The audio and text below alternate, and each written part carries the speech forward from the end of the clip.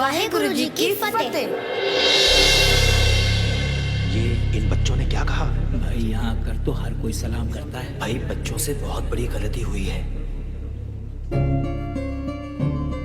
ये सरहंद के नवाब वजीर खां का दरबार है। यहाँ आकर कोई भी शख्स किसी गुरु की फतेह नहीं बुला सकता। चलो बच्चों, नवाब साहब से माफी मांगो और अदब से सर झुकाकर सलाम करो। हम वाहेगुरु में ही यकीन रखते हैं, उस परमात्मा आगे ही झुकते हैं जो आत्मा के रूप में हर किसी के अंदर बसा है। उसके बिना हम अपना सर और किसी के सामने नहीं झुकाते। ये काफिरों की बोली है। काफिर वो जो तलवार की नोक पर अपना धर्म किसी पर थोपे। काफिर वो जो अपनी ताकत का गलत इस्तेमाल करे। जो ईमान का पक्का वही सच्चा मुसलमान। जिसके दिल में दगा वो काफिर बेईमान। बहुत अच्छे लफ्जों में हमें बेईमान कह रहे हो। अब हमें हमारे धर्म की शिक्षा दोगे?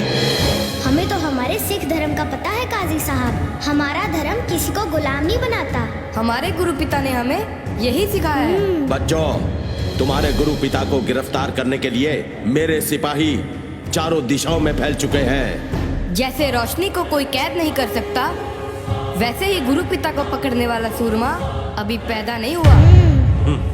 वो चमक है उनके चेहरे पर कि लोग अपनी मर्जी से उनको झुककर सलाम करते हैं। अगर आपका भी कभी उनसे सामना हो गया तो आपका सर भी अपने आप उनके आगे झुक जाएगा। क्या हुआ खान साहब? गुरु पिता के दर्शन हुए लगते हैं। खामोश!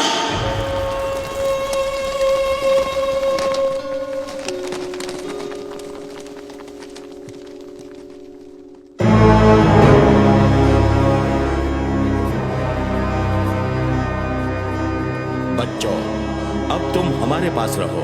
मैं वादा करता हूं कि तुम्हारी हर जरूरत पूरी की जाएगी। वैसे भी अब तुम जाओगे कहां? शायद तुम्हें पता नहीं कि अनंतपुर उजड़ चुका है। तुम्हारे पिता को हमने पकड़ लेना है। तुम्हारे दोनों बड़े भाई अजीत और जुझार चमकौर की लड़ाई में मारे जा चुके हैं। आपका क्या यकीन करना, आपकी तो नीयत ही ठीक नहीं है खान साहब। बिना किसी जुर्म हमें बुर्ज में कैद किया हुआ है। हाँ साहब बिल्कुल ठीक कह रहे हैं बच्चों। इनका धर्म कबूल करो, नहीं तो अपने भाइयों की तरह मारे जाओगे। हमारे धर्म ने हमें मरना पहले सिखाया है, इसलिए हमें मौत का डरावा मत दो। बच्चों, मौत की नहीं जिंदगी की बात करो। तुम जो चाहोगे वही मिलेगा। रहने के लिए ऐशो आराम और महल, राजकुमारों की तरह ठाठ बाट। और अगर मैं कुछ भूल रहा हूँ तो तुम मुझे याद करवा देना। हाँ? याद दिलाता हूँ, वो याद दिलाता हूँ जो मेरे दादाजी गुरु तेग बहादुर जी ने कहा था उन कश्मीरी पंडितों को, जिन्हें उनके धर्म परिवर्तन के लिए मजबूर किया जा रहा था। दादाजी ने कहा था उन जालिमों को कहो पहले गुरु का धर्म बदलो। अगर गुरु ने धर्म बदल लिया तो तुम सब भी खुशी खुशी धर्म बदल लोगे। हाँ हाँ याद है।